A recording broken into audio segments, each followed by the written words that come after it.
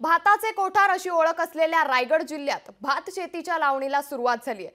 पाऊस वेळेत दाखल होऊन समाधानकारक पडल्याने दक्षिण रायगड मधील माणगाव तालुक्यात भात लावणीच्या कामाला सुरुवात झाली आहे। या वर्षी रायगडमध्ये 98,000 हेक्टर इतकी शेतजमीन पावसाळ्यात भाताच्या लागवडीसाठी मोकळी आहे। याचाच आढावा घेतलाय आमचे प्रतिनिधी भारत गोरेगावकर यांनी। रायगड जिल्ह्यामध्ये यंदा झालेल्या पावसाने शेतकऱ्यांना समाधान दिलेलं आहे। पाऊस वेळेवरती आला आणि मुबलक प्रमाणामध्ये झाल्यामुळे भाताची लागवड असणाऱ्या शेतीमध्ये वेळेमध्ये पेरणी झाली। विशेष म्हणजे दक्षिण भागामध्ये लावणीला सुरुवात झाली। आपण दृश्यांमधून पाहू शकताय भाताचं कोठार असं रायगड जिल्ह्याची कृषी विभागामध्ये ओळख आहे। साधारणतः 98,000 हेक्टर इतक्या शेतजमिनीवरती पावसाळी भाताची लागवड केली जाते आणि त्याचं पीक सुद्धा घेतलं जातं। यंदाचा पाऊस हा वेळेत सुरू झाला। दक्षिण रायगडमध्ये समाधानकारक पाऊस पडला आणि त्यामुळे शेतकऱ्यांनी पेरणी सुद्धा वेळेत केली होती। यानंतर झालेल्या पावसामुळे चिखल निर्माण झाला आणि रोपं चांगली वरती आली, त्यामुळे चक्क लावणी सुरू झालेली आहे।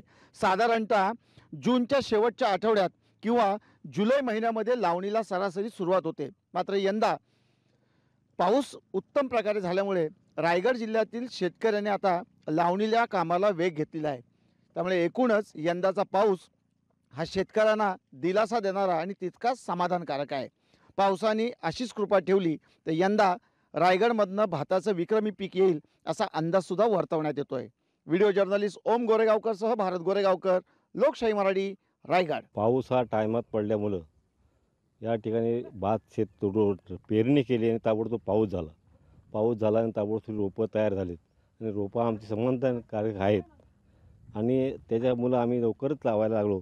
दरवर्षी आम्ही 20 जुलैला लावायचो, तर यंदा लवकरच रोपं झाल्यामुळं आम्ही ते लावायला सुरुवात केली। पिकांचा फायदा 100% होईल असाच पाऊस राहिला तर।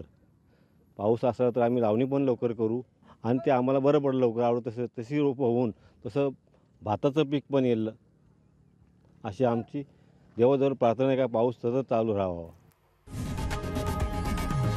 लोकशाही मराठी ऐका, पहा, जागरूक रहा।